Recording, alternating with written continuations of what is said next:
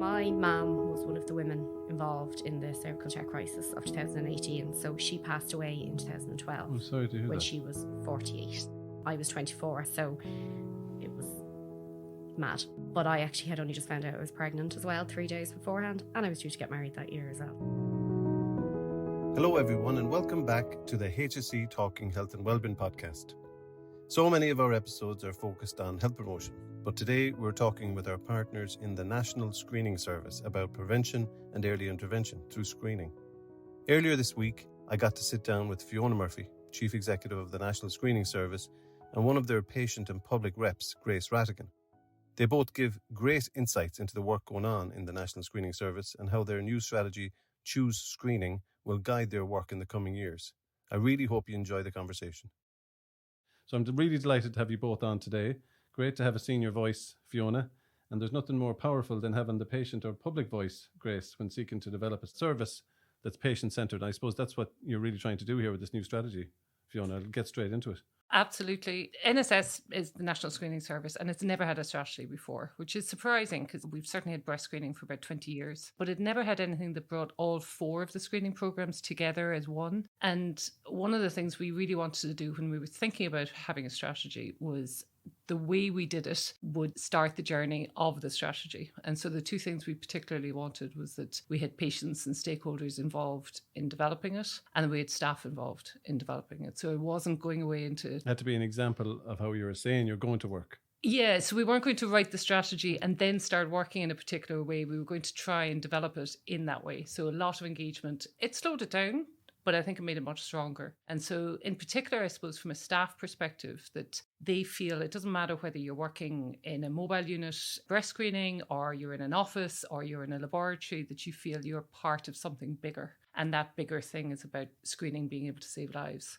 So we wanted people to see where they fitted in the strategy, that it was real for them and they could own a bit of it and could see what would be different in 5 years' time, and that it connected them to why they come into work every day. And then part of that is we serve about half of the country are eligible for screening in some shape or form. And so we wanted to make sure that actually the people who experience the screening are part of determining where we should go and what we should do.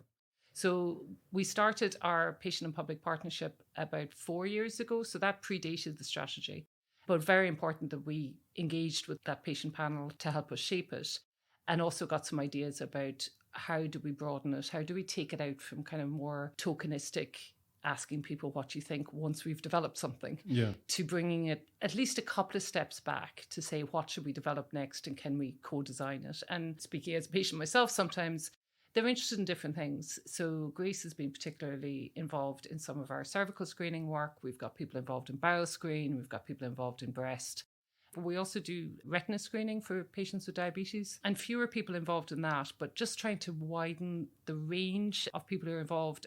So Grace is a very young public rep. Yeah, we're going to have to get you in on this, Grace. Yeah. But it's unusual for us because a lot of the time the health service has older public reps because they tend to be people who are retired or have more time in their hands. Yeah, and why did you get involved, Grace?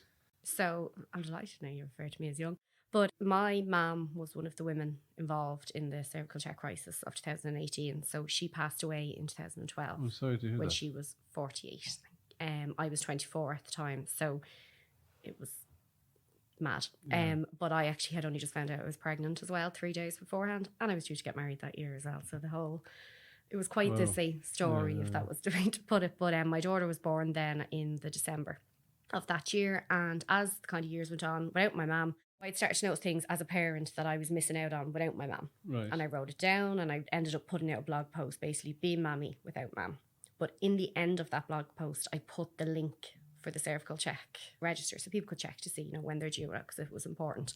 And a lot of people clicked on it. And I was like, oh, this is kind of... So you didn't set out to be an advocate for the service? Absolutely not. You just, absolutely were. Well, that's how it started. I was like, oh, maybe I should play on this now. I was like, after building a bit of an audience, this might help. And I was thrilled then. And because I was in the age bracket that majority of people who were looking at me were women or people who were taking up screening. So it just fit perfectly, and that's how it started. So it started on social media, and then I continued with that for a good while. And what were you doing there? Your initial post was so powerful. The first one was, it gets quite a sad read, even if I don't read again ever since, but I have 2 children now, so things are a little bit different. But at the time it was, and I ended up on like radio stations, and it really hit home with a lot of people. And I was on, I think at the time I would have been on Snapchat, so Instagram wasn't the big thing then, so I've moved over now. But, I built up quite the audience there, and Facebook, and then predominantly on Instagram now. But I suppose up to the point of the crisis in 2018, it would have been Instagram, and it would have been just, I was just putting up reminders or things I'd seen online, like prompts to go get your screening, why it's so important, sharing things I'd seen from other people and the links and stuff like that. And it was really interesting to see how many people would click the link, or the amount of people who came back to say, oh my God, thanks so much, got the letter, forgot, seen your post, I've gone and booked, or, thanks so much, you made, like, I'm not as nervous going in now. Or I had people text me when they're in the waiting room before they'd go in, and I'd be like, it's grand, you'll be fine. And then they'd be, oh, you're so right, it was grand. And you just needed a relatable voice. Yeah, because I'd even on my own, like, I didn't obviously bring my phone in for my smear, but I had said, I'm in the waiting room and I'm just going to show you how quick. I was like, I'm out in 2 minutes, and the poor nurse didn't have the clue, and I said to her, we have to do this really fast because I need to tell everyone how quick it is and how great and how grand it is. And she was like, okay. But like, it is, it is a quick process. So I think that kind of made it real for a lot of people, like, so that was my So you became a champion inadvertently. Yeah, of my own accord, yeah. Until then. And then in 2018, when the crisis happened, then obviously we were, as I would like to say, brought into it. We didn't know anything about it. And all I knew, Irene Teep was actually a friend of mine, strangely enough. So Irene and my mum were both involved, which I knew Irene completely separately. So then where cervical cancer awareness then came, I was lost, because I was like, this service is under attack, basically. I still want to promote it. I still knew how important it was, but I felt lost in the, how do I promote something that's been directly involved in my family? And the opportunity came then to join as patient rep and kind of help implement the recommendations from the Scally report and stuff like that. So I was like, yeah, I'll do that.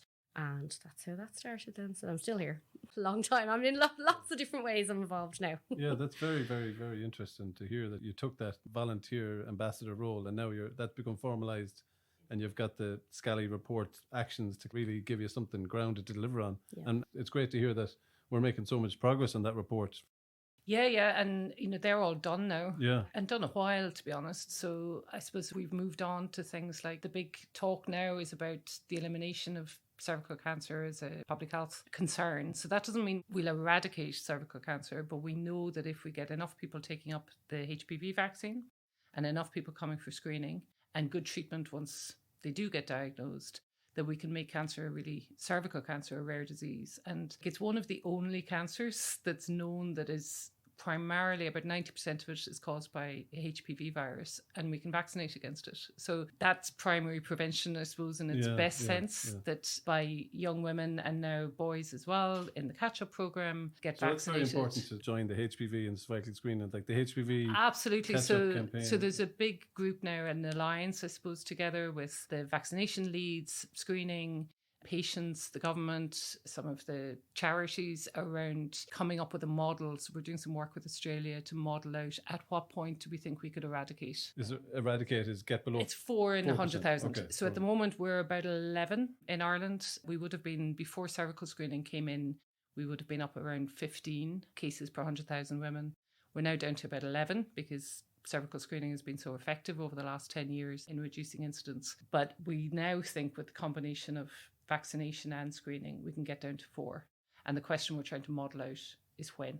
What's the date we're going to set to that's kind one of of the say exciting things about it's your, amazing. Your like I don't know any other. I get overwhelmed by it, to be honest, because there are a few diseases, not to mind any other cancers, that you can put a timeline on when we're going to make it really, really rare. So that's a great offering out to your coalition there that you said you're trying to get together in the modelling. And I saw the timeline in your strategy, like your we have a roadmap for it. And trying to see, and it's a you can see all the things that have happened already. Yeah, there's things happening in 2023 in that roadmap. Absolutely. This isn't some long distant plan. This is what's happening just now. So our bit of it is to be part of the partnership, but also to make sure that our section, which is about the screening, is as good as it can be. So it does very well internationally in terms of how many people come for screening. Right. But we still know that about 20% of the population who are eligible for screening don't come. And they account for about half the cancers. This is across the 4 programs. Particularly in cervical screening, we know that the people who don't come account for a much higher number of cancers. Right. So a lot of our work is around talking to communities around what's stopping them coming.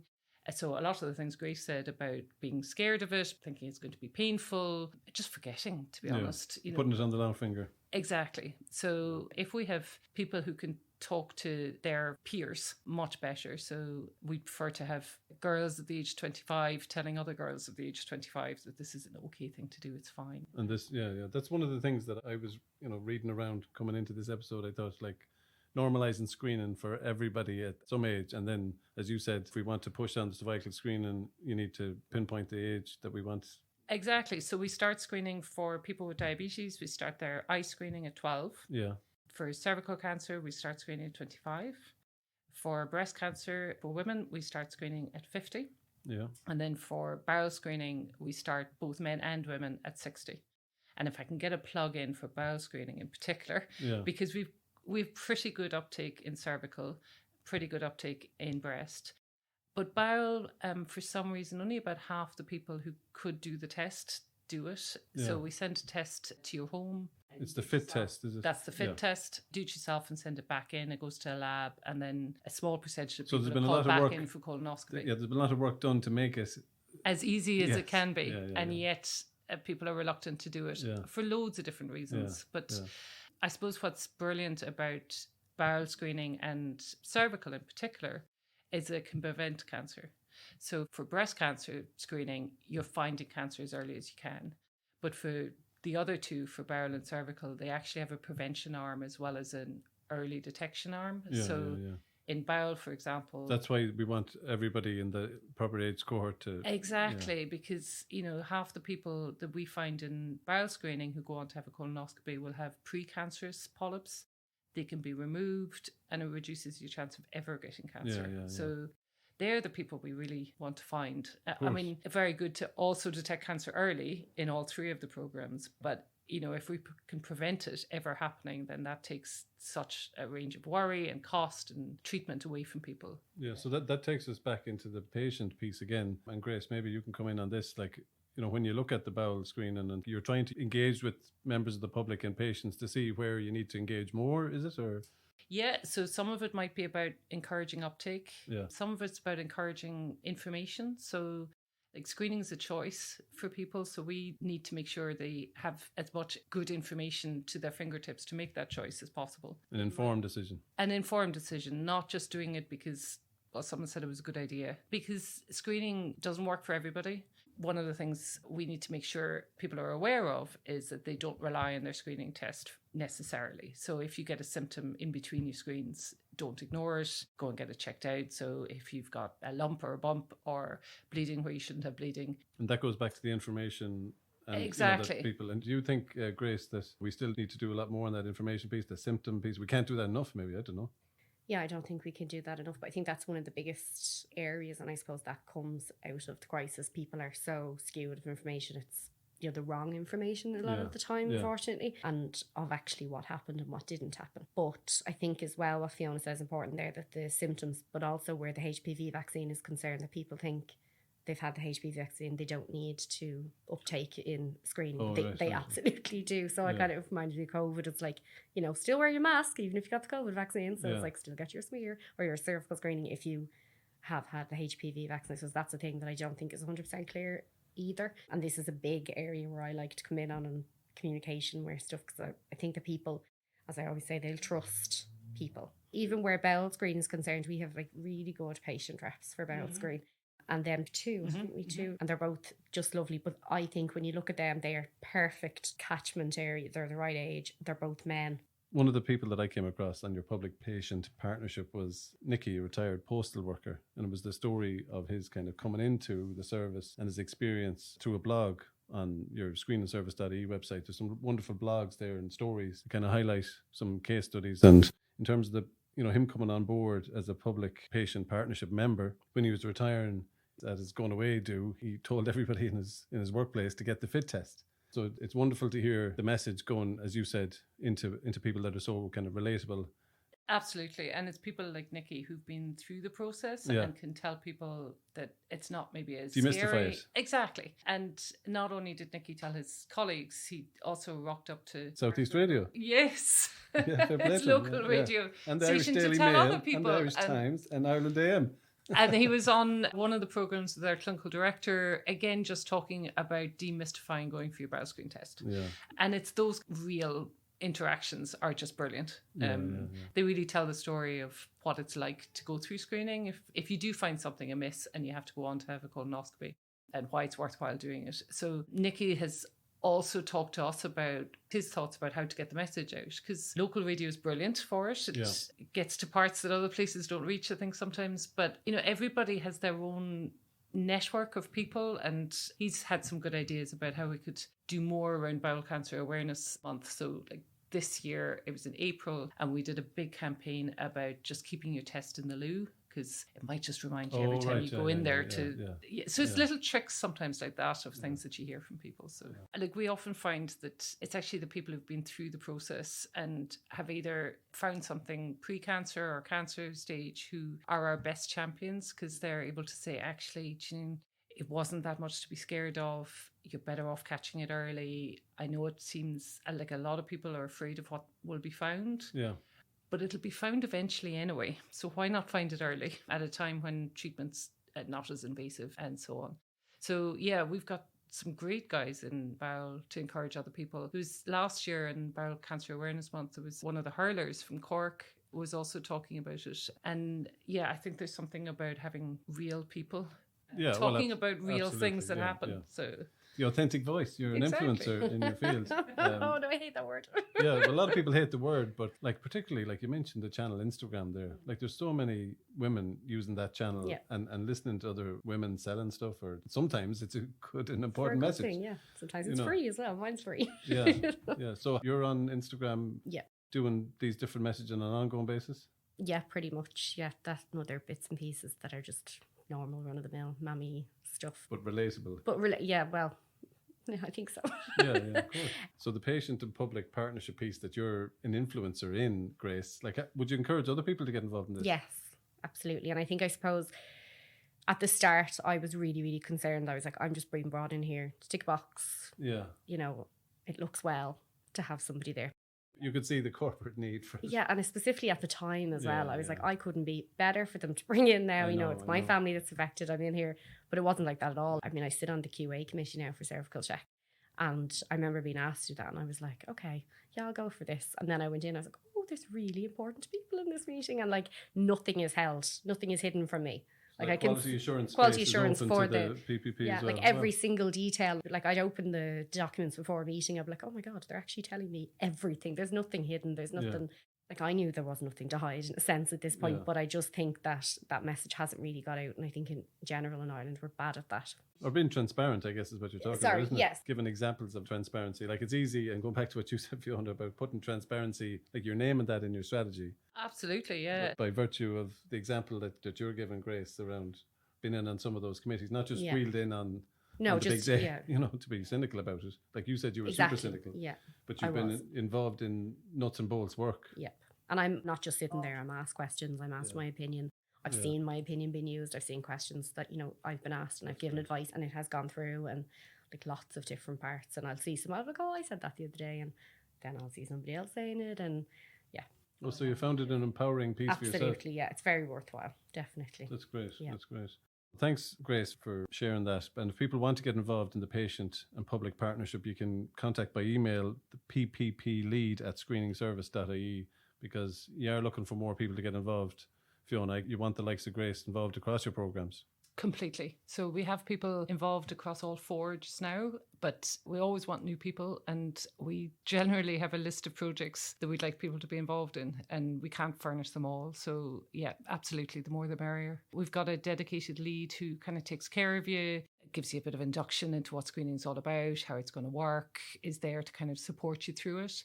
And then each of the screening program managers or the project leads, if there is one, will take a bit of time to help you in really understand what it is that's being looked for. And some projects might just have one patient rep, but a lot of them will have two. So again, you've got somebody else to talk to. You've got someone to buddy up with. You're networking them in with more experienced people like Grace. Absolutely, yeah. And then I think we've only done it once this year because we kind of haven't been face to face for so long, but trying to bring all of the reps together once a year to kind of share their experience and what's happening. And I suppose just provide a little bit of peer support around it. There's no set time. You don't have to give a certain amount of time or anything. It's completely up to the individual how much they want to get involved or what types of work they want to get involved in. So again, we try and give an idea of the work that's coming up in the next year so that people can say, oh, well, I'd be interested in doing X. Depending on their background themselves or how much time they have or what they might be interested in. So we'll take all shapes and sizes. Yeah, it's great that you're resourcing it and making it somebody's responsibility, because a lot of services would like to do that. But if you don't put somebody behind it and mind the people that you're inviting in. Yeah, and just be there to be able to answer some questions. And it's all the day-to-day stuff that's harder, actually. How do I get there? Do you pay my expenses? I suppose there's people like Grace who are willing to talk publicly, and then there's some people who really want to do the behind-the-scenes stuff and don't want to be a face of a campaign. It's trying to match up what a patient wants and what the program is looking for. Okay. Also, I suppose, be able to, if you're feeling you want to ask some questions, but you're nervous about doing that in a big group, or feeling, you don't know as much about what's going on as everybody else, do you have some backup support? So it's fairly light touch, but at least it's there to organise things. No, absolutely. You called the strategy Choose Screening, and I thought that was a great name. It certainly jumped out to me. Good. You said earlier on that you're trying to provide the best information you can so people make an informed decision. It's a loud message, isn't it? It is, and it's funny, we had a staff competition to get the name, and we really struggled. And it was too long, or it's too dry, or we struggled to know what to call it. Yeah.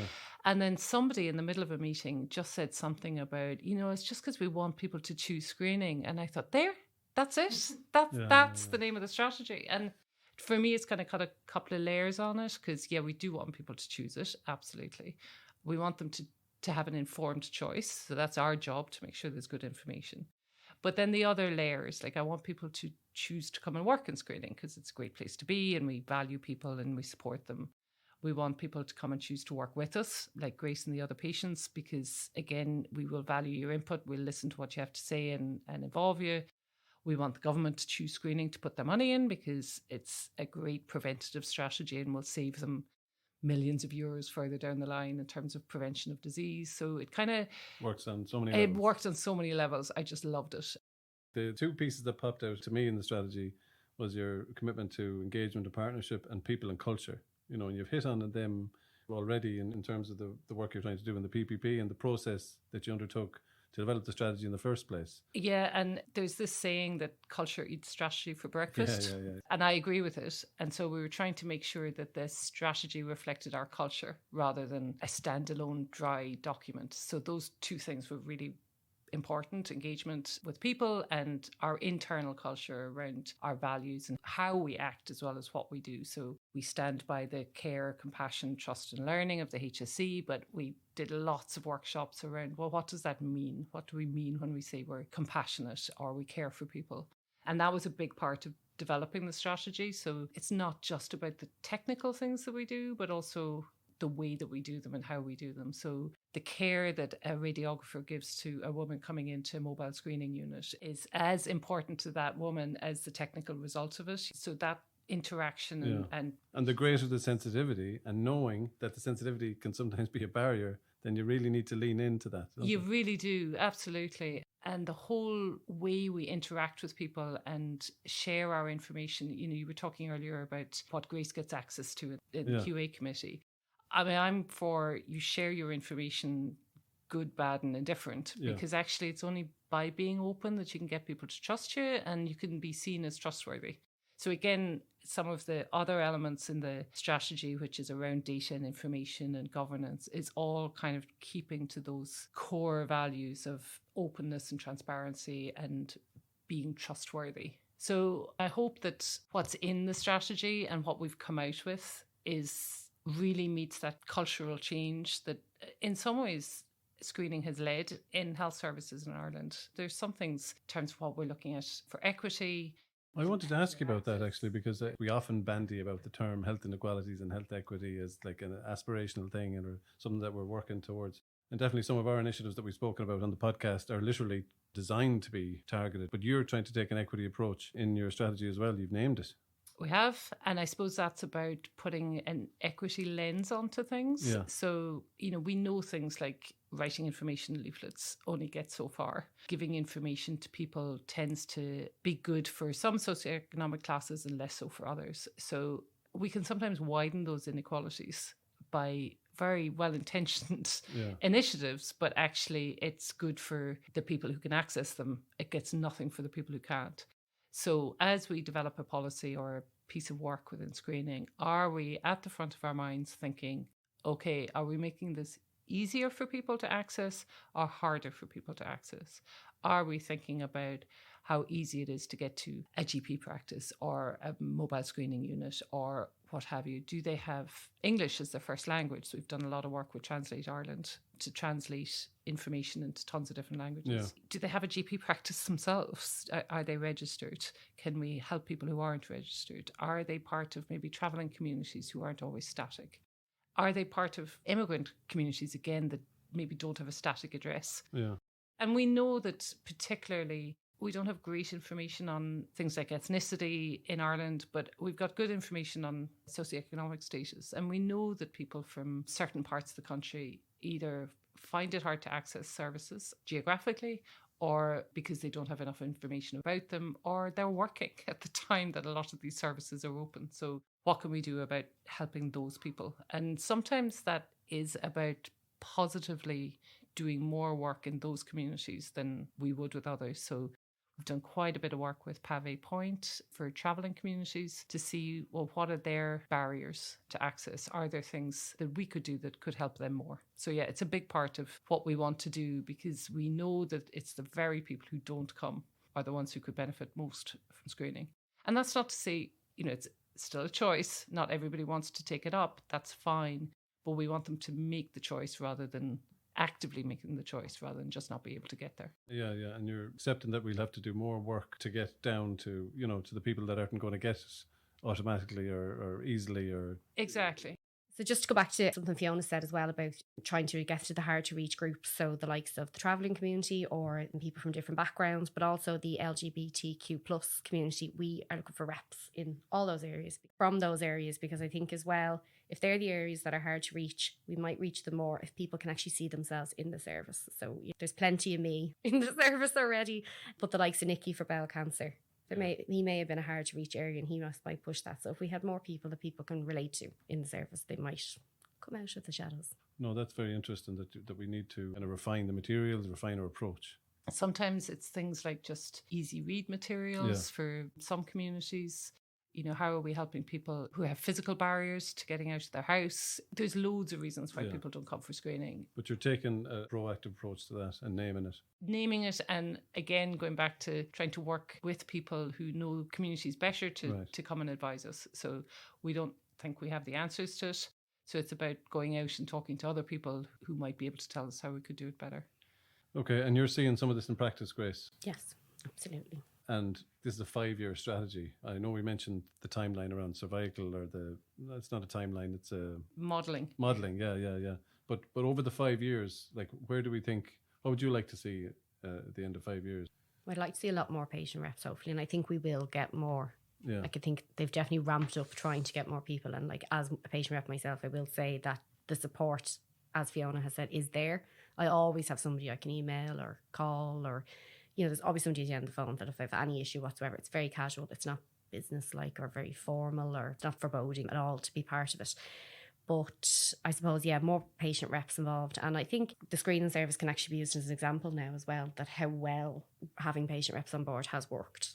And it really had, it's really worked. And, it's not in all areas of healthcare, but I think that the NSS can be seen as an example of how well it can work when you bring patients in. And, it isn't always going to be rosy. Yeah. There has been times where, I might be in a room and I might be 100% delighted with what I might have heard. And I'm sure that goes both ways to, somebody that works in the NSS. But I think it does, on the whole, work really, really well. And it's a really positive thing for the service, and that's exactly what the service needs now, is lots more positivity and good news stories, which is this and the HPV. And like, patients aren't there to confirm that we're great or to tell us we're there to do the right thing. There has to be a challenge. There has to be a challenge, pointless otherwise. And that's not to put pressure on people to try and find something wrong either, but it's just having a normal conversation and dialogue to say, actually, I've thought of a way that you're not meeting X need. Yeah. Can you think about it differently? Yeah, okay, we'll think about that. You know, so it's not saying come in and find all the problems. It's just come in and tell us what it's like from your perspective to come for screening, and are there things we could do differently? Okay. I want to ask you about, was there anything in the rest of 2023 that you're looking forward to doing, or is there any initiative that you'd like to tell listeners about now? Yeah, so I guess one of the ones that gets a little bit less news sometimes is the retina screen program. So everybody over the age of 12, male or female, gets invited to go and get their eyes checked every year in the diabetic retina screen. Once you've had a number of okay tests, you can move to every 2 years, but most people will go every year. And in the summer, we're launching, which is just next month, in fact, a new pathway for women who become pregnant. So these are women who either have type 1 or type 2 diabetes and become pregnant. They have an increased risk of having retinopathy in their eye. Right, okay. So they should go more often. So we screen them 3 During times the pregnancy? during their pregnancy. Okay. And some do, but it hasn't been very systematic. So we're now going to start a pathway that'll track all of those women and invite them for extra screening. So we're out talking to all the maternity units at the moment, making sure the GPs know about this, making sure the patients know about it. That, just to be clear, there's 2 types. You can get diabetes while you're pregnant. That's gestational diabetes. That's not the issue. It's people who are already diabetic who become pregnant are at increased risk. And it's those women that we want to make sure get extra screening. And I suppose because often it's cancer gets a lot of attention, Retina Screen is not one of the screening programs that gets an awful lot of press, but actually just as effective in terms of saving sight. Absolutely, and really important for patients with diabetes that they protect their eyesight and come for screening regularly. Okay, and just clarify for all listeners that if anybody wants to find out anything about any of the 4 screening programs, their websites are diabeticretinascreening.ie, breastcheck.ie, bowelscreen.ie and cervicalcheck.ie. All that information is there.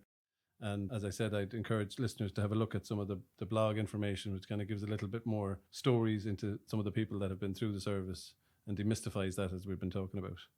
And we've just really started writing some of those blogs over the last year or 2. We've started a new Twitter feed. So it's NSS HSE. And really interested in hearing people's stories. So, and we'll help write a blog for you. So if there's somebody out there who wants to tell us about their journey, come and let us know, and we'd add that to our website as well. Yeah, and I'll repeat that email address there, ppplead@screenandservice.ie, for anybody that's interested in getting involved in the public-patient partnership. So I'd just like to finish then by really thanking Fiona and Grace for coming in to talk to me today, and so much for your honesty, Grace, and telling us your story and your involvement. And it's great to hear that you have that ongoing engagement, and credit to you, Fiona, and the rest of your service and staff for taking that people and culture approach and putting the process in to development of your strategy, and the best of luck over the next 5 years. And thank you to listeners for tuning in to another episode of HSE Talking Health and Wellbeing.